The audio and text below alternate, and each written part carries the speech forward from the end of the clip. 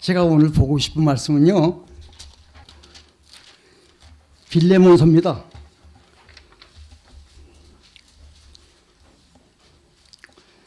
빌레몬서 1장 4절부터 7절까지 같이 읽겠습니다. 4장 1절부터 7절까지. 자, 시작하겠습니다.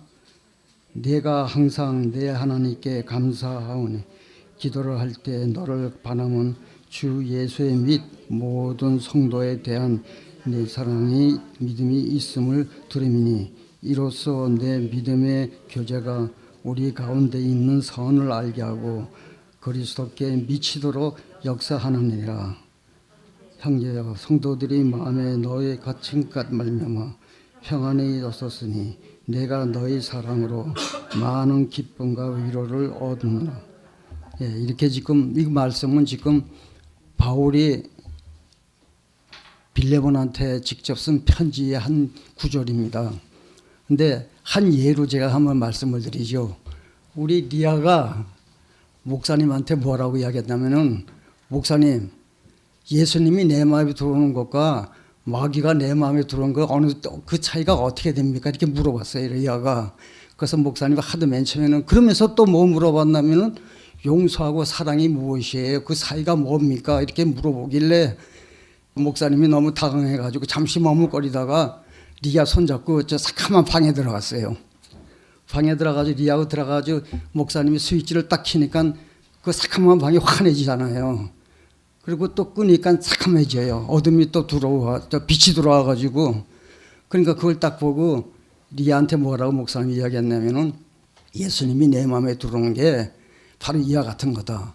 또 마귀가 내 마음에서 나가는 것도 바로 이 순간이다. 순간에서 들어왔다 나가고 예수님이 네 마음에 있는 게 이게 바로 이 스위치가 이 가리키는 거다. 이렇게 이야기하니까 리아가 고개를 끄덕끄덕하고 알았다 그러는 그런 예화가 있어요. 근데 그러니까 실제 있었는지 아닌지 모르겠는데 그런 예화가 있었고,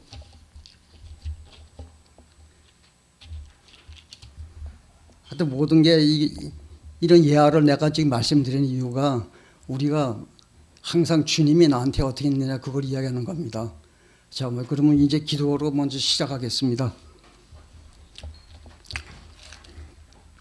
이 어려운 상황에서도 성도들의 기도가 주 안에서 하나됨을 감사드립니다. 하나님 아버지, 겪고 있는 이 시험은 보통 사람들이 겪지 않는 것을 우리에게 고난을 주신 것은 피조물인 우리는 알 수 없으나 신실하신 하나님께서 이 힘겨운 시험을 주심을 감당치 못하게 한 것을 허락지 아니하시며 이 고난 중에서도 감내하며 유익을 주시는 하나님이시오니 이 힘든 극한 고난에서 우리 겪고 있는 사모님을 주님의 능력의 손으로 놓아주시 마시고 그 손으로 꼭 붙잡아 주세요. 성도가 사모님과 같이 하나로 일관된 믿음으로 하나님께 진심으로 의탁하오니 하나님, 지금 이 기도하는 순간도 주님과 한마음이 되게 하시는 우리 주 예수 그리스도 이름으로 감사하며 기도드리옵나이다. 제가요, 이 병에 걸리면은 이 긴장이 되고 자꾸 마음이 약해집니다. 여러분 이해 좀 해주세요.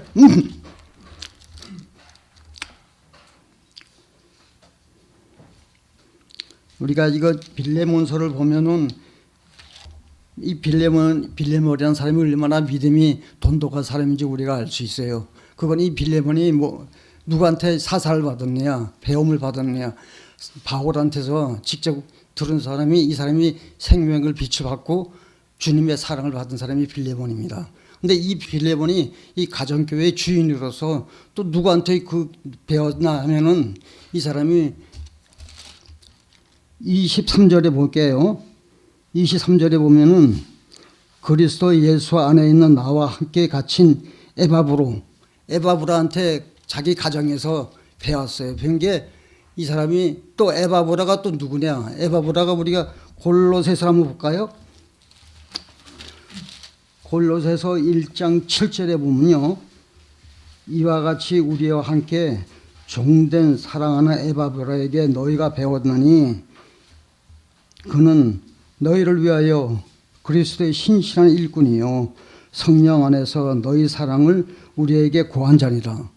그러니까 이 빌레본이 바울한테 말한 사람이 지금 이 빌레본이에요. 근데 이 빌레몬이 있는 그 가정교회가 어디 있냐면은 골로새서에 있는 거예요. 골로새서에 있는 그 가정교회입니다. 그런데 이 골로새서에서는 사랑과 용서를 이야기하는데 우리가 상대방한테 용서하지 않는 것이 그 상대방을 위하는 것이에요. 그리고 우리가 마태복음을 보면요.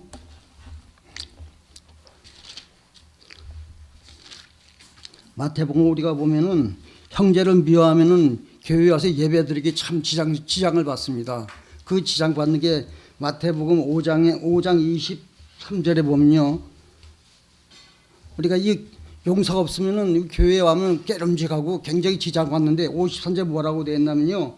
그러므로 예물을 제단에 드리다가 거기서 내 형제에게 원망 들을 만한 일이 있거든 생각하거든 예물을 제단 앞에 두고 먼저 가서 형제와 회복하고 그 후에 와서 예물을 드리라. 이렇게 먼저 용서가 있어야, 예배하기 전에 용서가 있어야지 용서 없이 집에서 뭐 자기의 뭐 불편한 일로 불안한 마음으로 와가지고 예배가 안 됩니다. 예배 안 되는데 형제를 용서하지 않으면은 또 하나님이 우리를 또 용서하지 않아요. 그 말씀이 어디 있냐면은 한 장 넘어서 6장 14절에 보면요. 너희가 사람의 과실을 용서하면 너희 천부께서도 너희 과실을 용서하려니와 너희가 사람의 과실을 용서하지 않으면 너희 아버지께서도 너희 과실을 용서하지 않으리라. 우리가 상대방을 용서해야지 내가 용서를 받죠. 우리가 아무 용서 없이 우리 교회에 와서 하나님께 기도한다. 그거는 한마디로 가식이죠. 또 설교로 듣는 거 그거는 목사님한테 듣는 게 아니라 사람한테 듣는 이야기지. 그러니까 우리 내 마음속에 정말 상대방을 용서하는 마음을 가지고 정말 예배에 참석해야지 그 예배가 하나님도 받아들이는 예배이지. 또 그리고 마태복음에 이런 말씀이 있어요. 용서할 수 없으면 이웃한테도 고통을 줘요. 그게 어디 있냐면 마태복음 똑같이 18장 보겠습니다. 아까 목사님이 설교한 중에 이 말씀입니다. 18장 31절에 보면요. 그 동관들이 그것을 보고 심히 민망하여 주인에게 가서 그 일을 다 고하니 그러면서 34절에 보면은 주인이 노하여 그 빚을 다 갚도록 저를 옥중에서 붙이니라. 저희가 각각 그 중심에 형제를 용서하지 아니하면 내 천부께서도 너희에게 이와 같이 하시리라. 이렇게 우리가 남을 용서하지 않으면 하나님도 우리한테 용서하지 않습니다. 아까도 이야기했죠. 하나님은 우리한테 항상 친절과 우리한테 사랑만 베푸는 게 아니에요. 하나님도 이렇게 진노의 하나님입니다.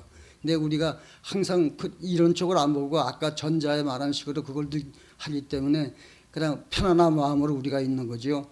내 마음 안에 용서랑 응어리가 없으면은 하나님과 만날 수가 없습니다. 그리고 용서하지 않는 것은 내가 하나님 일에 내가 창전한다는 소리예요. 용서 없이 어떻게 내가 하나님 일을 할 수 있습니까? 우리가 로마서 12장 보겠습니다. 로마서 12장 19절에 보겠습니다. 12장 19절이에요. 내 사랑하는 자들아 너희가 친히 원수를 갚지 말고 진노하심에 맡기라. 기록하였으되 원수 갚는 것이 내게 있으니 내가 갚으리라. 주께서 말씀하시니라. 내 원수가 주려거든 먹이고 목마르거든 마시리라. 이렇게 원수를 사랑하라고 하나님이 그렇게 이 성경 말씀에서 누누이 이야기하고 있습니다. 근데 우리가 아까 빌립보서 본 말씀이 용서와 사랑의 주제예요. 빌립보서를 자세히 보니까 핵심이 딱 네 가지입니다. 너희는 사랑해라, 용서하라, 참으라, 잊으라. 이런 네 가지 말로 추도된 것 같아요. 이 빌레몬서가. 그러니까 우리가 빌레몬서를 보면서 우리가 용서를 많이 또 배울 수 있는 게 이 빌레몬이 바울한테 그 하나님의 뜨거운 빛을 받아가지고 바울은 빌립보한테 이런 편지를 쓰면서 네한테 있던 종 오네시모를 용서하라고 항상 그걸 제일 몇 번 강조하고 있습니다. 오네시모가 바로 내가 오네시모예요. 또 여러분도 같이 오네시마 같은 걸 심정을 갖고 사는 우리인데 하나님은 빌레몬한테 우리가 다 하나님의 종 아닙니까? 네 종을 용서해라. 그래서 이 빌레몬서는 항상 이야기하는 게 제일 중요한 게 용서란 소리를 제가 보게 됐어요. 그리고 우리가 또 이 빌레몬서 1장을 보면요, 1장에 또 이런 말씀이 있습니다. 1장 5절에 보면요, 빌레몬서 1장 5절에 보면은 주 예수와 및 모든 성도에 대한 내 사랑의 믿음이 있음을 들음이라, 이렇게 이 말씀을 사도 바울이 두 번이나 강조하고 있어요. 골로새 1장 5절과 에베소 1장 15절에 똑같은 말 같이 반복하고 있어요.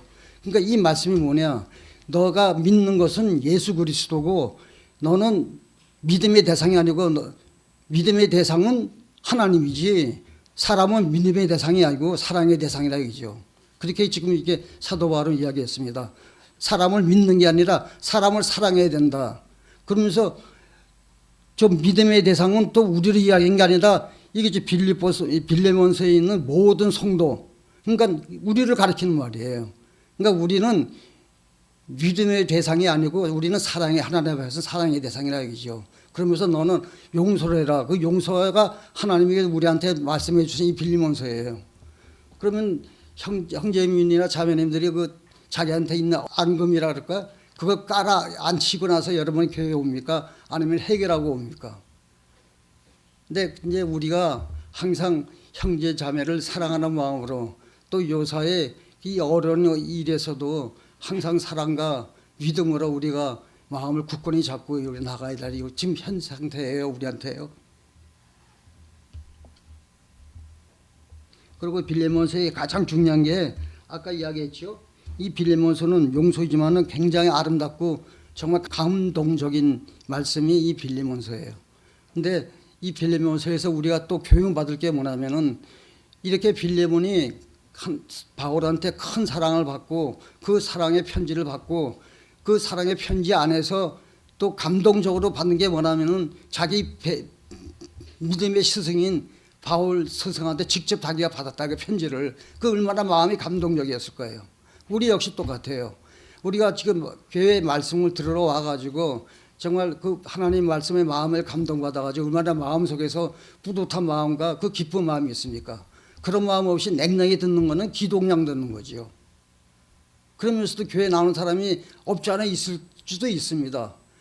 나뿐만 아니라 여러분 자신한테도 분명히 내가 뭐 이렇게 앞에서 이야기해서 내가 제외된 게 아니라 우리가 교회에 오는 건 기동량하라고 들어온 게 아니에요.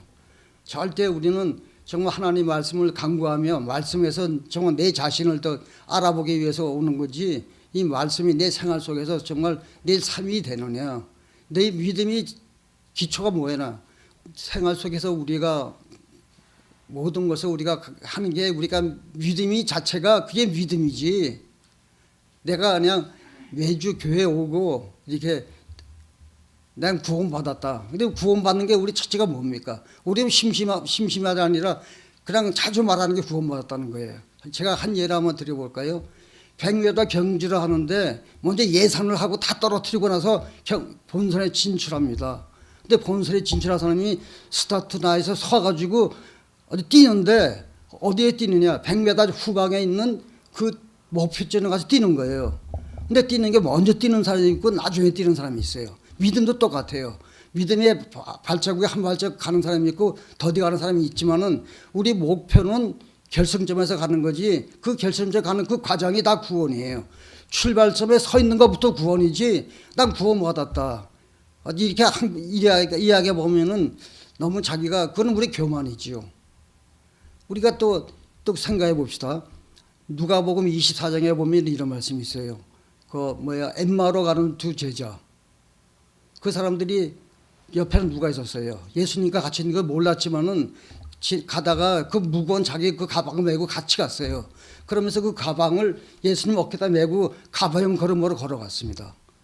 걸어가면서 자기는 걸어가는 게 어디냐? 엠마오라는 그 안식처로 가라는 거예요. 우리는 어디로 걸어가느냐? 예수님 어깨에 우리 생활의 짐을 다 맡기고 가벼운 발걸음으로 같이 가는 게 그 100m 종점, 그게 가는 게 우리가 가는 길이 우리가 구원이지. 난 구원 받았어. 이 말이 너무 쉽게 이야기하는 거 아닌가 또 그렇게 생각 들군요. 여러 번이나 나나 다 우리 출발점에서 시작하면서 먼저 가는 사람이 있고 늦게 가는 사람이 있듯이 항상 우리는 그 영원한 안식으로 우리가 가는 게 우리가 걸어갈 믿음의 길이고 또 우리가 생활하는 삶입니다. 그 삶을 몽땅 다 한꺼번에 난 구원받아서 그러면 생활에는 자기 생애 삶은 완전히 그냥 뭐라 그럴까 그걸 덮어놓고 난 구원받았어. 그렇게 속된 말로 그런 구원이라는 말 함부로 쓰지 말고 그거는 정말 완전히 자기가 아주 교만의 첫 말 같아요. 제 말이 틀렸으면 이따가 저 교제하면서 좀 그 말 좀 또 같이 나누기 싶습니다. 정말 오늘 이 자리에 서면서 내가 지나간 내 믿음을 생각을 봤어요. 정말 너 정말 믿음 안에 있어가지고 이 자리에 섰느냐 아니면은 목사님이 시켜서 섰느냐 그 두 갈래 길 내 생각해보고 한 일주일간 여러 가지 생각을 해봤어요. 성도 여러분의 정말 믿음이나 내 믿음이나 똑같지는 않습니다. 다 차이가 있어요. 그렇다고 뒤처진 믿음이라고 또 너무 또 자기를 자학할 필요도 없어요. 하나님이 끌어줍니다. 그 끌어주는 게 내 삶에서 끌어주는 거지 내가 끌려다니는 게 아닙니다. 우리는 항상 말씀에 똑바로 서 있으면 그 말씀으로 또 우리가 따라가는 게 우리 믿음이지 그 삶 자체가 믿음이에요. 내가 성경을 많이 봐서 우리가 머릿속에 이게 많지요. 우리가 카톡보다 얼마나 많은 저 설교가 있고 말씀이 있습니까? 그 말씀을 머리에 꽉 채워놓고 나는 말씀을 다 알아. 네가 말하는 거 알고 그렇게 교만한 마음으로 하는 게 그게 구원입니까? 절대 아닙니다. 하나님은 너는 항상 속된 말로 빈 머릿속에 텅 빈 머릿속에서 내 말을 이 말씀의 말을 주입하고 들어 따라오는 게 이 구원의 첫 걸음이지 우리는 정말 너무 이 구원을 쉽게 이해하는 거 보면은 너무 안타깝습니다. 그리고 우리가 한 예로 어떤 마을에 사람이 아들 보고 너 옆집 그 집에 가서 낫을 좀 빌러 오라. 그러니까 아들이 가가지고 들어가는데 그 집에 들어가 보는데 낫이 헛간에 걸려 있어서 아저씨 아버지가 낫을 좀 빌려달랍니다. 그러니까 거절당했어요. 근데 좀 며칠 후에 그 집에서 이 집으로 호미를 좀 빌려달라고 어제 왔어요. 그러니까 아버지가 아들아 저 호미를 갖다 드려. 그러니까 아들이 화가 나가지고 말을 못하지 아버지한테. 그래서 아버지가 뭐라고 이야기했냐면은 저 집에서 안 빌려줘도 우리가 안 빌려주면 그거는 복수다. 저 집에서 안 빌려준다고 내가 또 안 빌려주면 안 되고 그 집에서 안 빌려준다고 내가 또 빌려주면 그 집 안 빌려주고 내가 빌려준다 그거는 증오다 그랬어요. 그러니까 빌려주든 안 빌려주든 그걸 다 영원히 잊어버리라. 그게 빌려면서예요. 그게 바로 용서고 사랑이다. 그는 이런 말씀으로 살아라. 이렇게 아버님이 말씀하셨다 그래요. 또 한 예로 우리가 말을 함부로 합니다. 제가 지금 이렇게 말하는 것도 내 생각대로 하는 게 아니라 내 의지대로 하는 것도 아니고 내 지금 입에서 나오는 말대로 하지만 이 말이 내가 말하는 말이 아니라 하나님이 나한테 가르쳐 줬기 때문에 이야기하는 거예요. 그래서 우리가 말을 함부로 합니다. 근데 그 함부로 하는 말을 우리가 몰라요. 그리고 그 함부로한 말이 상대방한테 얼마나 상처를 주며 상대방을 힘들게 합니까? 우리가 요사이 이 어려운 일에서도 항상 조심하고 또 아까 목사님도 이야기했죠. 또 여러분도 다 할 거예요. 정말 자기의 믿음만큼 기도하실 겁니다. 내 믿음이 그 기도밖에 안 되면 그 기도라도 하셔야 됩니다. 우리가. 그 상대방은 얼마나 마음이 괴롭겠습니까? 그 마음을 누가 알아요? 본인밖에 더 모릅니다. 그리고 그런 심정으로 우리가 기도를 해야 돼요. 내 가슴이 찢어지면 남의 가슴도 찢어진다는 그런 심정으로 우리가 기도를 해야 됩니다. 그리고 우리가 또 한 예로 또 이런 말이 있어요. 어떤 마을에 백정 아시죠? 백정이 뭐냐면은 백정 다 아시죠? 배주권이 푸주간을 하고 있는데 푸주간에 두 사람이 딱 들어왔어요. 근데 먼저 온 사람이 야 고기 한 것만 썰어줘. 그랬는데 예 알겠습니다. 공손히 대답하고 고기를 썰고 있는데 둘째 사람이 한다는 소리가 박서방 나한테도 고기 한 건 썰어주게. 그래서 썰어가지고 첫 번째 사람한테 줬고 두 번째 사람한테 줬는데 그 차이가 2배가 났어요. 그러니까 첫 번째 사람이 한다는 소리가 왜 같은 돈인데 한 건인데 차이가 나느냐. 그러니까 이 백정이 한다는 소리가 맨 처음에 준 것은 야가 쓸어준 거고 두 번째 쓸어준 거는 박서방이 쓸어준 거대요. 어떻게 똑같을 수가 있어요. 그렇게 이야기했듯이 가는 말이 고와야 오는 말이 곱다고 우리가 그런 말을 알지 않아요. 고운 말이 청량빛을 갚는다고. 그러니까 우리가 말을 항상 주의하고 말 안에 여기 있어요. 예.